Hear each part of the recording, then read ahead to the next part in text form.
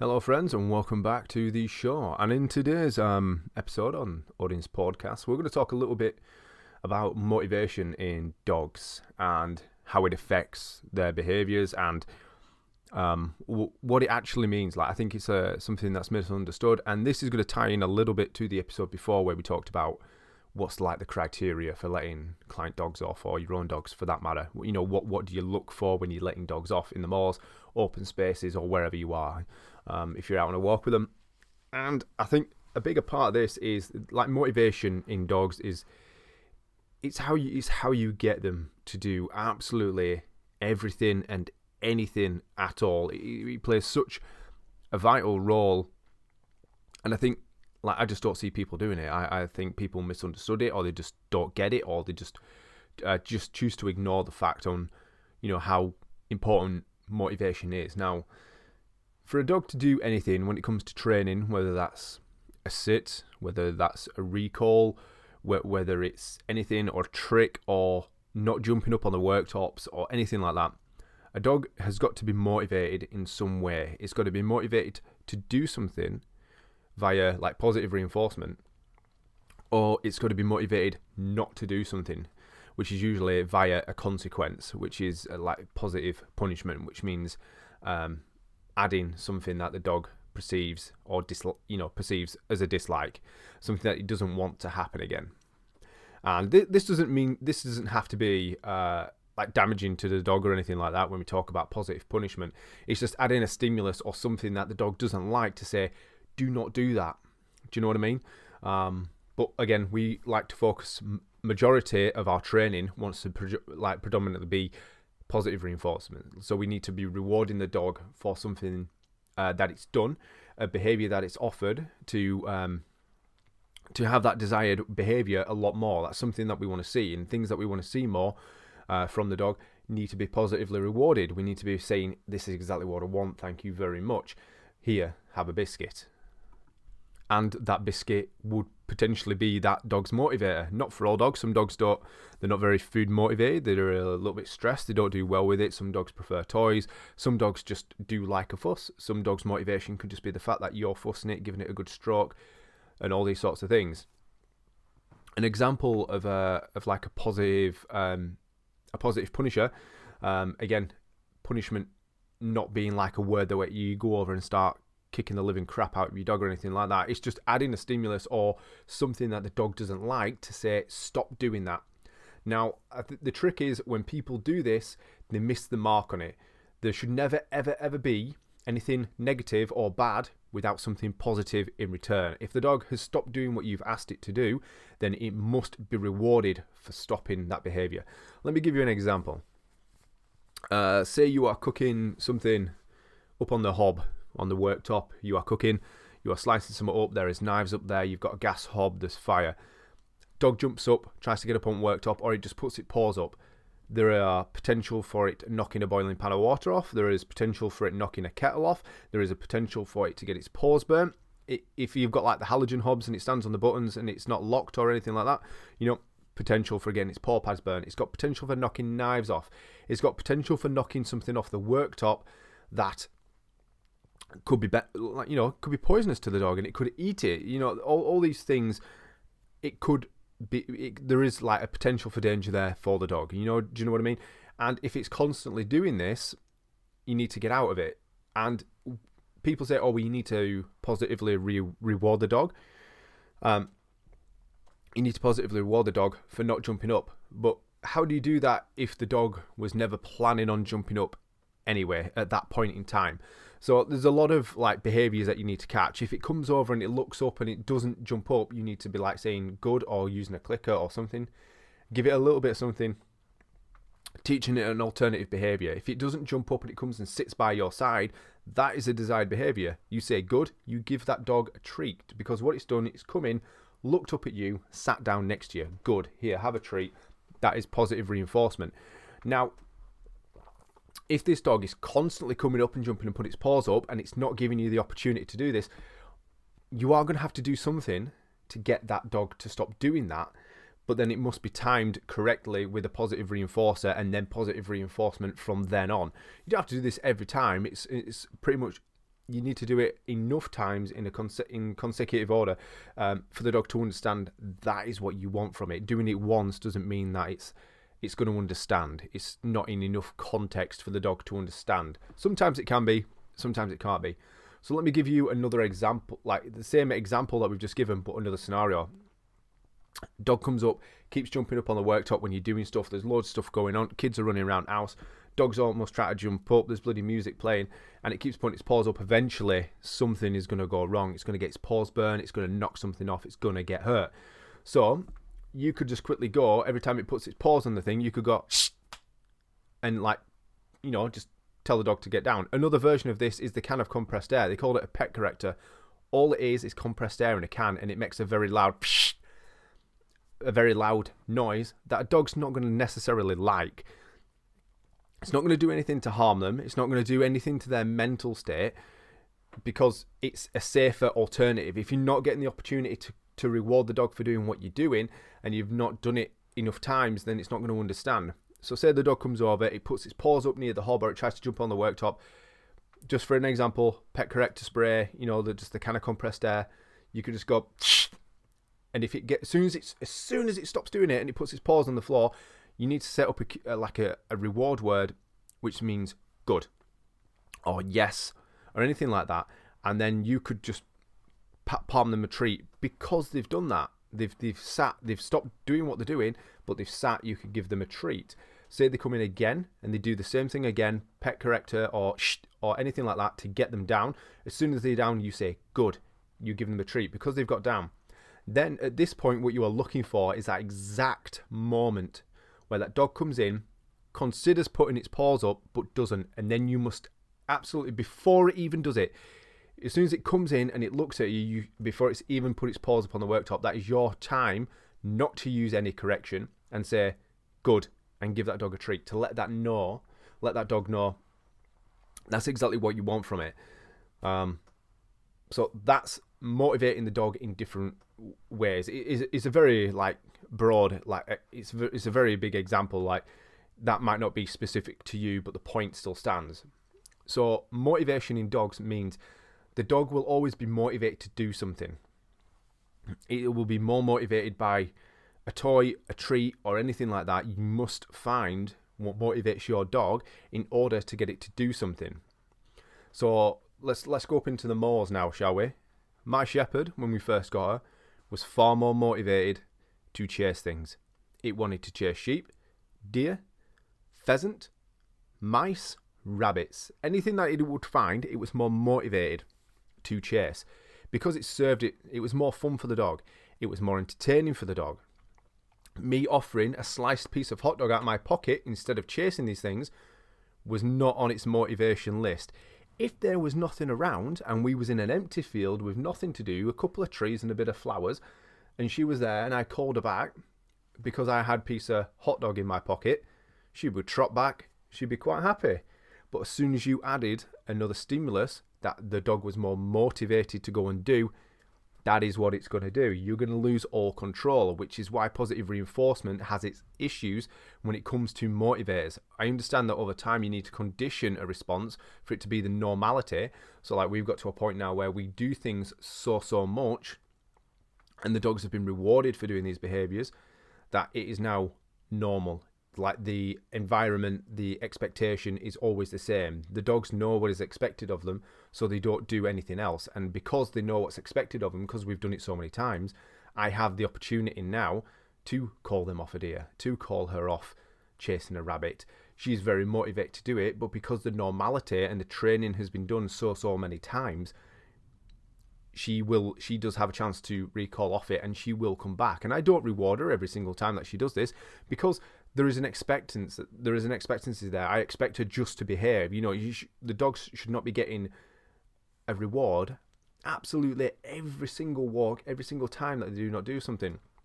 They should be rewarded every now and then for offering nice behaviours, do not get me wrong. But I don't think there should be a reward absolutely every single time. There should be an expectancy there and an understanding of just how to actually behave without the expectation of a reward or a treat. Again, that comes later down the line. But for the most part, to start off with, majority of the things are all going to be through motivation. A dog is either going to be motivated to do something or not to do something. Like when I see people walking down the street and the dog is scrambling on the end of a harness trying to pull to another dog, that's because that dog is more motivated to get to that dog and pull towards it because it wants to get to the dog. It's more motivated. Its motivation is there to see that other dog. Oh my God, I have to see this dog. There's a dog over there. I must see it and I must scramble to get there. And this is purely because the dog is not motivated otherwise. Like, where else is the motivation? You just want it to walk nicely, and for what? Is the dog just walking nicely next to you? Is that benefiting the dog? Of course it is. It's benefiting you, and it puts it in a nice mental state, but there's no motivation there. If you haven't done any training whatsoever, there's no motivation there. There's no motivation for the dog to stay there. As soon as it sees another dog and it loses its mind, it's just going to fly over to the other dog and try to get to them.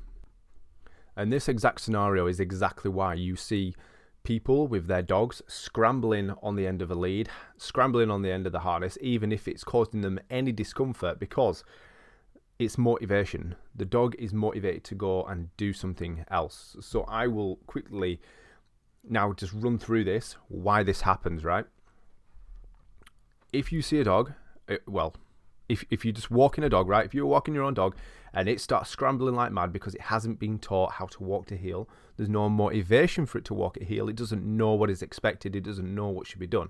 So it sees, say, a lamppost in the distance, and there is a bit of piss on the lamppost and the dog wants to smell it. So the dog will scramble on the lead and on its harness, and it will pull to get to the lamppost, right? When that dog gets to the lamppost, what happens to all that lead tension because you've stopped with it? It disappears.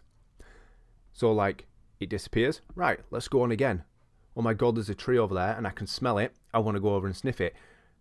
Last time scrambling got me to that lamppost, so I'm going to do it again. Scramble, pull, scramble. You're there on end at line, holding on to it for dear life, and you get to the tree. The dog gets to what it wanted to get to, the smell of the tree, and what happens to all that tension on the lead?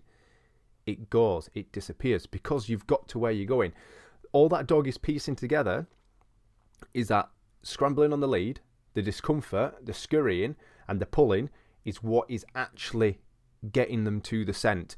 And the reward is that all that discomfort disappears because you've got to what you're going to. That is the dog's motivation. The dog's motivated to get to that, to get rid of the tension. It doesn't understand that it would get there anyway. The dog is piecing together, scrambling, pulling and yanking on the end of the lead to get to whatever it wants to get to is a consequence. But then once it gets to the thing that it wants to get to, that consequence disappears. All that lead tension disappears. It's got to its scent and everything's disappeared and all is good in the world.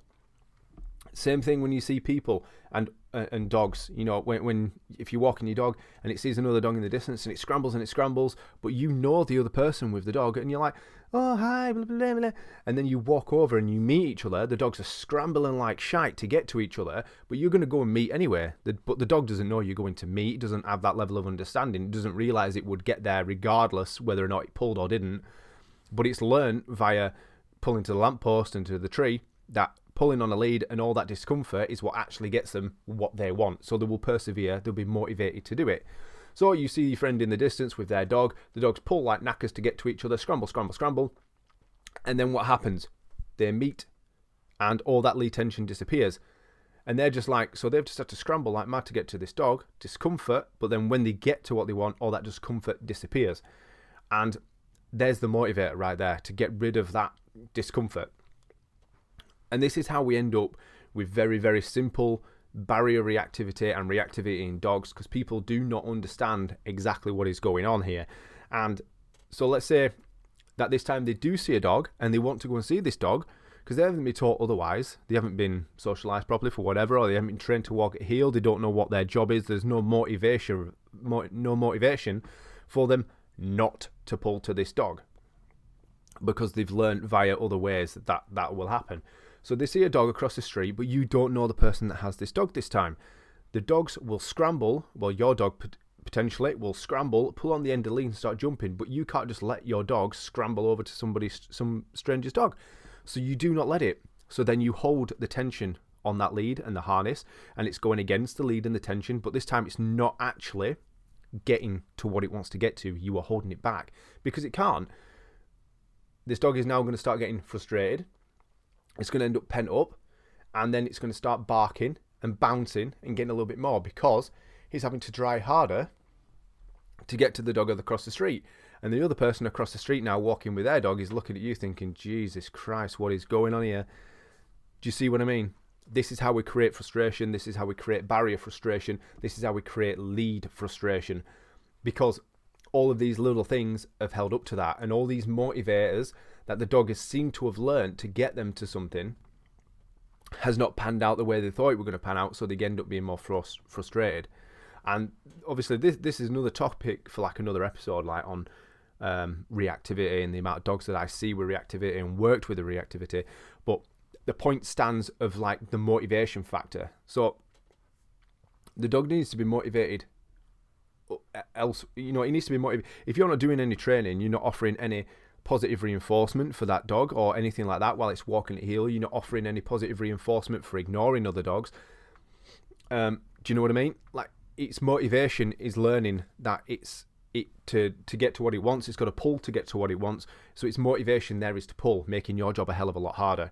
To combat this, what you should be doing as a puppy is as soon as there's lead tension on or it's pulling to get to something, you should just stand still. And when that dog comes back, it only ever moves forward or moves in a direction when there's no lead tension or anything like that. That's just teaching it that lead tension doesn't mean, lead tension just basically means we're stopping, we're not moving.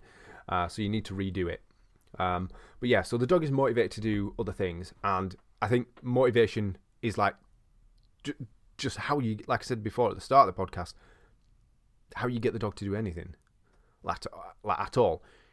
Like when you're teaching it to jump, it's got to be motivated to jump over the wall to go and get something. It's got to be like when you go shooting and it's got to retrieve a pheasant. Like its motivation is that it wants to get that pheasant. Do you know what I mean? It wants to get it. Its motivation is that pheasant. But you want that dog to sit still. The dog will learn over time that sitting still will get it what it wants because it's motivated to go and retrieve the pheasant. Dog must sit still until scent. Motivation is the absolute bare bones. It's like how you do it to get anything.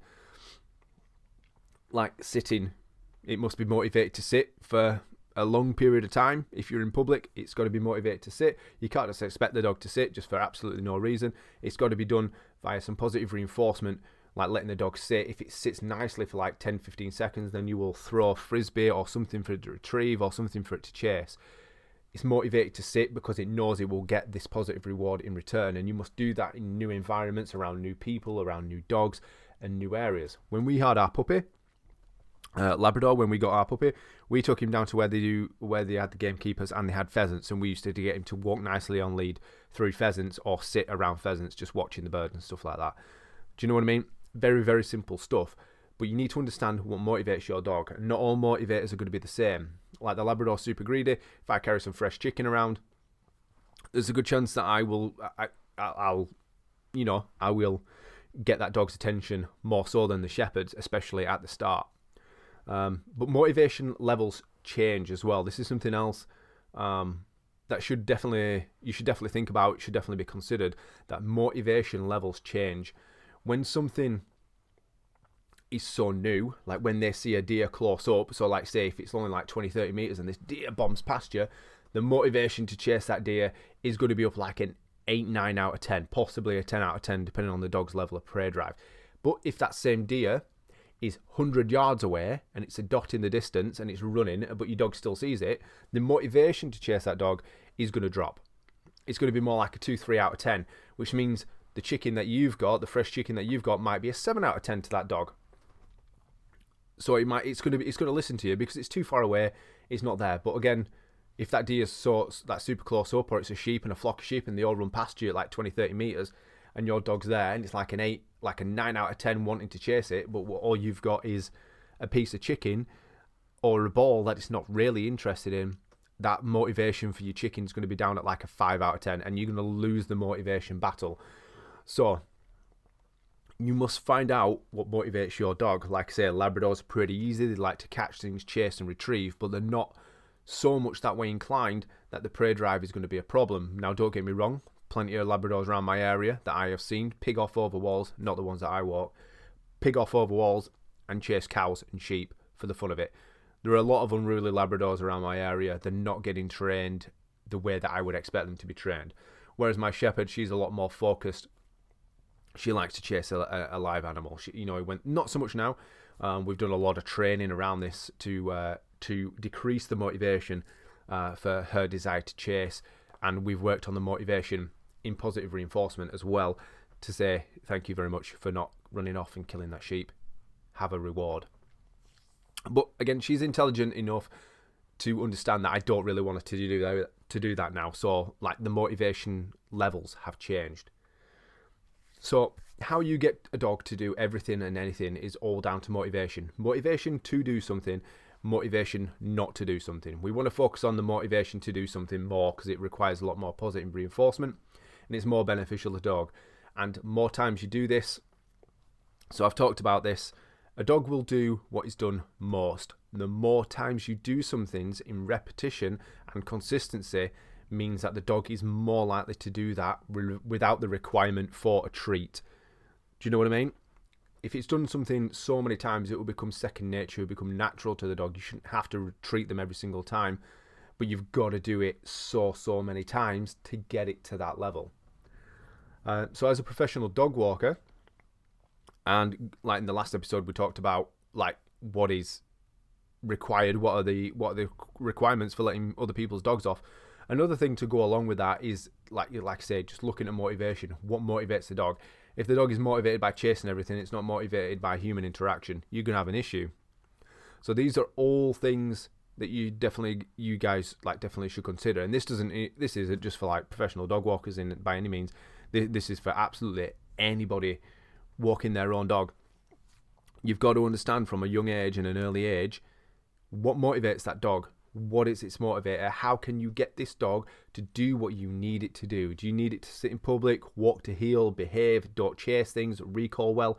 The dog's got to be motivated, especially when you're teaching recall. The dog has got to be motivated to come back to you. If the dog's out in the distance and you stand there and you start grumbling its name, fucking get here. Do you know what I mean?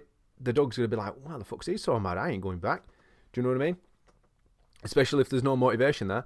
So the dogs should be rewarded for coming back to you. That's just an absolute basic thing that we teach all the time in any aspect of dog training. The dog has got to be motivated. Absolutely end of. And without the motivation factor, some dogs will just perform very well, but for the majority of the time, a dog is always motivated to do something. It is always motivated, like there is always something motivating that dog, and less motivating you are, or less thing you have to offer, the less important you're going to be, and the dog will just do whatever it wants. And that is the absolute basics of it. And I see far too much of it. It's a lot happening regular away now. Like, the amount of dog trainers there is around here, and the amount of dog training videos you see online, and it all boils down to motivation and consistent training. The dog understanding what it should and shouldn't be doing, and what it's willing to work for. Some dogs will work for a stick. Do you know what I mean? They will think that stick is the absolute best thing in the world. And if you've got a stick in your pocket or if it's in your hand, the dog will walk to heel because it knows if it walks past all these dogs very nicely behaved, you'll throw the stick for it, and that's what it wants. It's like, that dog's not important to me because I want that stick that this dude's got. Do you know what I mean? So it's all about motivation. You must figure out what it is that they want and use that to your advantage. Because I see a lot of people walking the dogs around the streets and stuff that just expect the dog to just do or to do something with absolutely nothing in return or no training. Like, there's no motivation there for the dog to do anything, and it does create a lot of issues. So yeah, I think that's pretty much all I've got to say on the subject of motivation. Like I say, I could rant on for ages about this because it does branch off into a lot of different topics.